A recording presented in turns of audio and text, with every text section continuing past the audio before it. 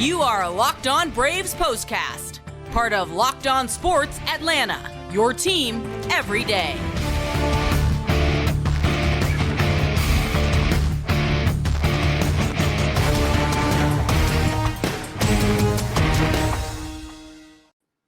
And hello and welcome into the Braves POSTCAST, part of the all-new Locked On Sports Atlanta. Grant McAuley, Jake Mastroianni with you after a big win for the Braves as they continue their road trip. 11-4, the final score over the St. Louis Cardinals to open up a three-game weekend series against one of the hottest teams in the National League. And the Braves just keep on keeping on, and we're taking care of business once again on Friday night as the offense was out early and scoring often, and Spencer Strider looked great on the mound to help pick up this win.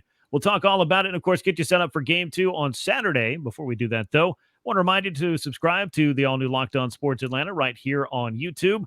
Make sure you enable alerts so you'll get notifications every time we drop an episode, and make sure you're subscribed to Locked On Braves wherever you get your podcast. Well, Jake, it was a little bit of everything that was working for the Braves in this game. They got some timely offense. They took advantage of a Cardinals mistake. Then they piled on a whole bunch of extra runs. And, oh, by the way, another good starting pitching performance. This one from Spencer Strider helped pave the way to a very important win for the Braves to start this series. It was, and these were two of the hottest teams in baseball coming in here. The Cardinals have been one of the best teams since the All-Star break, and some great trades they made to help the rotation in Quintana and Jordan Montgomery, who the Braves will see in the first two games of this series. But the offense, look, it was a close game early, and then you see when you open the door for this offense what they can do in putting up big innings, multi-run innings, as they've done for the last week or so, well, all season really, but especially over the last week or so, they have been able to put up some big innings. Yeah, you make an error and you find out, much as the Pirates did on Wednesday and much as the Cardinals did tonight, you know, the Braves will kick that door down. They will put multiple runs on the board, and it just gives that offense more of a chance to get more looks and work more counts. And eventually, it seems like more times than not, this Braves offense finds the opportunities it needs to score some runs. At least that has been the trend of late. Well, let's talk about game number 127 for the Braves. It goes in the win column. First of a three-game set against the Cardinals at Busch Stadium. Braves now 79-48. 11 runs, 16 hits, no errors, 9 men left aboard. Cardinals 72-54, 4 runs, 10 hits, an error, 9 men left. Spencer Strider, the winner, now 8-4 with 6 very strong innings from him. Jose Quintana takes the loss, drops to 4-6. No save in a game that lasted 3 hours and 43 minutes, and a crowd of 46,027 were on hand to see it. And before we start talking about Spencer Strider, I know we touched on the Braves offense momentarily there, but would you believe Atlanta scored 11 runs, and they did so, Jake, without hitting a home run? That, I don't think, as far as double-digit runs are concerned, is something the Braves have done too often this year without leaving the ballpark at least once. Yeah, it's great to see. I mean, we talk about it throughout the year. We know the Braves can hit home runs. They're the second best in all of baseball in doing so. But them to be able to score in different ways and different varieties, and to do it putting up 11 runs is just great. And we talked about it, the error that was made there, you know, in that sixth inning allowed things to kind of break open, or in that when they scored those 2 runs to take the lead. But really, to me, the at-bat of the game, it was a 2-1 game going into the top of the 6th inning, and bases loaded, nobody out, and William Contreras takes a fastball on the paint away and drives it into right center, as we've seen him do a lot this year, to clear the bases. That, to me, was the moment in the game. I mean, who knows how things would have played out differently otherwise, but that really kind of broke the game open right there for the Braves and this offense. Yeah, gap-to-gap power for William Contreras. There's not a part of the ballpark that he can't hit it out, but when he is hitting those solid line drives all over the place, whether it leaves the park or whether it splits a gap, it's usually something good going on for the Braves, and it cleared the bases in this one, and it made it a 5-1 game at that time. The Braves, of course, were not done there. They scored 3 more runs in the 8th inning, and, of course, 3 more runs in the 9th inning. The Cardinals, meanwhile, they got in on the fun with some run scoring in the bottom of the 9th. There was a scary moment there for Jackson Stevens we'll talk about in just a moment, but let's get back to Spencer Strider. 6 innings of 1-run ball, 7 strikeouts, 1 walk, scattered 6 hits. I thought that he really attacked a Cardinals offense that you knew had already seen him, so they were going to have a plan and what they hoped would be some adjustments, maybe try to be more aggressive against him, but Spencer Strider, he simply did not let them get anything going in this game. Yeah, it's something we've been talking about a lot, as well as how effective can he be seeing these teams for a second, third time when he primarily throws 2 pitches. And you saw him throw the changeup a little bit tonight as well, and I think that's going to be an effective pitch for him as he sees these teams multiple times. But, I mean, he's now seen the Phillies multiple times. He was much better against the Mets a second time around. So, I mean, he's continuing to grow, and he's still being a dominant pitcher, You look at his last 6 starts and the teams he's faced the Phillies twice, who have a very good offense, the Mets twice, the Astros, and the Cardinals. And in 5 of those 6 games, he's allowed just 1 earned run. So, I mean, I keep getting asked, what do you do with Spencer Strider in the postseason? Is he in the rotation? Do you move him to the bullpen? How do you take that out of a starting rotation when he's doing it against some of the best teams in all of baseball? I agree. I feel like that right now. I mean, if this is not an audition, a resume builder for what exactly a postseason pitcher's resume should look like in order to get these opportunities, then I don't know what is. But Spencer Strider, you mentioned all that success over some very good teams of late. You go back to that bad start he had against the Mets, the one that had the comments afterwards that got the Mets a little bit worked up. And, maybe that was regrettable, but put all that to the side and concentrate on getting back on task. And Spencer Strider certainly did that.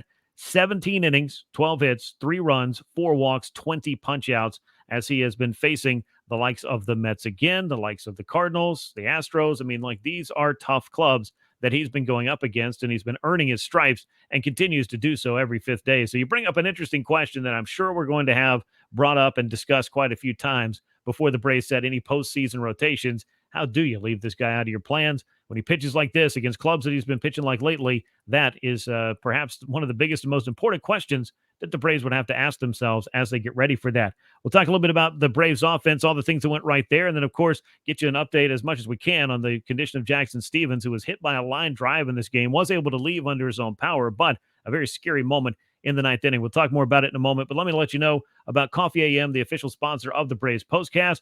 Coffee AM is an Atlanta-based small batch coffee roaster, and if you go to coffeeam.com/lockedon today, you can get a look at their full menu. That's coffeeam.com/lockedon. Use the coupon code LOCKEDON at checkout. Get 15% off your first order. Coffees, teas, gift sets, and so much more is right there. Coffee AM, the best small batch coffee roaster in America. You mentioned William Contreras had the big hit in this game. It was one of 4 hits for Wild Bill in this contest, and I really feel like he's kind of hitting his stride here in the second half, and he'd had a little bit of a lull there in the middle of the season. He changed his stance a little bit, opened it up. He's closed that back up, and I feel like, as you mentioned earlier, Jake, when he's driving the ball the other way with authority the way he did tonight, whether it leaves the park or whether it's one that, scores 3 runs on a bases-clearing double, William Contreras has a chance to be a pretty big impact bat for the Braves down the stretch here as they try to find him at bats wherever they can.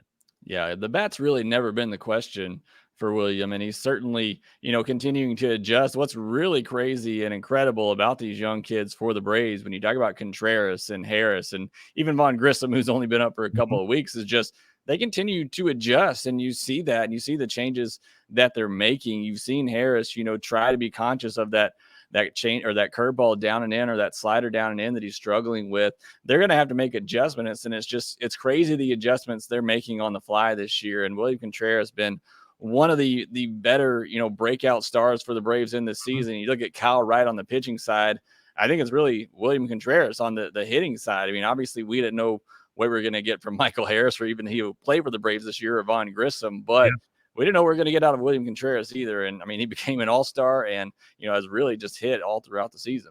He really has. So I was talking to Brian Snitker a couple of weeks ago, and he always gets these questions about Michael Harris. It's been going on for a couple of 3 months now. Then Vaughn Grissom came up, and everybody was kind of asking about Vaughn. And I just asked him, I was like, you see what those 2 guys are doing, but how about William Contreras, who has formed, along with Travis d'Arnaud, the most productive catching duo in all of Major League Baseball. And, oh, by the way, he seems to have taken some big steps forward, not only at the plate, but behind the plate as well. And Snit said, I'm glad you asked about him because this is one of the key contributors and key players to the success we've had in 2022. And Contreras continued to deliver a 4-hit night, that bases clearing double, a big night for him. The Braves scored twice in the 4th, 3 times in the 6th, 3 more times in the 8th, and 3 more times in the 9th. It added up to 11 runs. Matt Olson with a 3-hit game. Ronald Acuna, a couple of hits, couple of runs knocked in.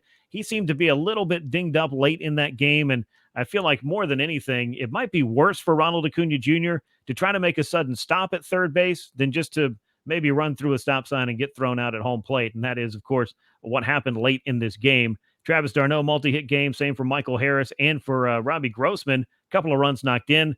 Austin Riley, Dansby Swanson, and Vaughn Grissom all were on base in this one. Riley had 3 walks in this contest. Swanson with a hit, Grissom with a hit. So pretty much everybody was contributing up and down the lineup. And Jake, on a night that you hit no home runs, I think when you look at this kind of box score, you feel confident about the Braves' ability to be more than just a one-trick pony as an offense. Yeah, you mentioned it. Riley, the only player in the lineup, starter in the lineup that didn't have a hit, but he had 3 walks. And, we've talked about when this offense is clicking, it's 1 through 9. And, Mhm. you heard them talking on the broadcast tonight when they're talking to opposing pitchers. There's nowhere to go in this lineup to get somebody out. And it really is just top to bottom, just a full lineup of dangerous hitters.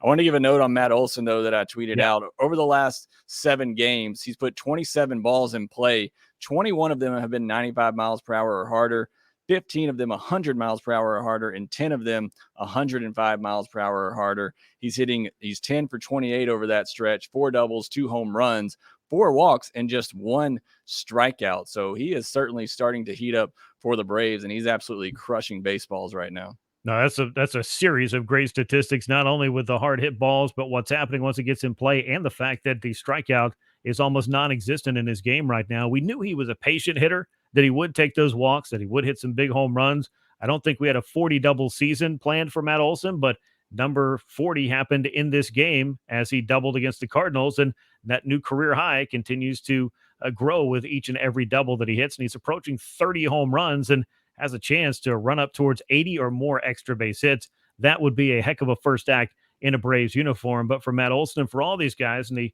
offensive accolades and accomplishments that they're currently striving for, it's all built around trying to get the Braves back into October, maybe chase down the Mets, win the National League East on your way there, and then make some more noise and get back into the Fall Classic, of course. And for Matt Olson, he's been asked different things about, this team this year and has kind of said, I wasn't around last year, so I can't really compare it to anything. But, this is not something I experienced in quite this way out in Oakland in my time there, particularly at the trade deadline when the Braves were going out and acquiring players as opposed to maybe trading some guys away. So a whole new ball game for him in a lot of different ways. And I think that's pretty cool. The Mets, though, this was not as cool. Walked off the Colorado Rockies as they got to the bullpen of Colorado in the 9th inning for a 7-6 win. That means Atlanta's still 2 games back in the National League East standings. The Cardinals, meanwhile, this is only their second loss at home since July the 15th. They're 13-2 at Busch Stadium, so a very rare defeat. They lost one to the Brewers a few weeks ago. Otherwise, it's pretty hard to beat this team at home, and they have played extremely well. And for Atlanta, a 10-game road winning streak also just underscores exactly how good the Braves have been away from Truist Park, and they haven't been half bad at home either. So a lot of good things are going on for Atlanta. But let's talk about for a moment, Jackson Stevens. That was a scary moment in this game, Jake. You hate to see anybody, suffer any kind of injury. And this is one of those that I think perhaps maybe more so than just about any other injury in baseball might just be the scariest. A 90-mile-an-hour liner off the bat of Brendan Donovan. It ricocheted off the forehead of Jackson Stevens. He did not even leave his feet. He did not go down. He did crouch for a moment as the training staff came out to tend to him, but walked off the field under his own power, seemed to be responsive and as good as one can be, I guess, after taking a liner right off the side of the head. But a very scary moment. And obviously, our thoughts, positive vibes, prayers, well wishes, all of those things to Jackson Stevens, that this was something that won't have him sidelined for very long. Yeah, I hope so. That is a very scary moment. That getting hit in the head with a pitch, and also, obviously taking a line drive, off the head is, 2 of the most scarier moments for Major League Baseball players. Like you said, walked off on his own. Reports from Mark Bowman and others say that Jackson Stevens seems to be okay. He's going to go to a local hospital to undergo further tests, but is alert and has passed all tests performed here at the stadium. So that is certainly great news right there. Again, like you said, well wishes, prayers out to him and his family. Yeah, it seemed like it kind of caught him on the side of the hat a little bit. So maybe that padding that's in where the hat is lined around the ring of the hat, that might have helped him out a little bit. I'm not sure. But either way, I'm glad that he was able to walk out the field under his own power. We saw with Max Fried a couple of weeks back against the Mets that this is the kind of thing that, can kind of present maybe some symptoms after the initial blow to the head. As the case was for Fried, it was bouncing his head off the turf.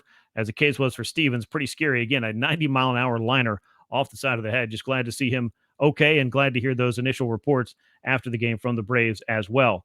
Let's get you set for game 2 of the series. Before we do, I want to remind you, betonline.net's the fastest and easiest way to check in on all your betting needs. Find your favorite sports and events at the #1 online source for odds, lines, and games, with reviews and news of every league, MLB, NFL, NBA, NHL, as well as combat sports, esports, and even golf. Head to betonline.net today. Use your mobile device to learn more about the action that's happening at BetOnline, where the game starts.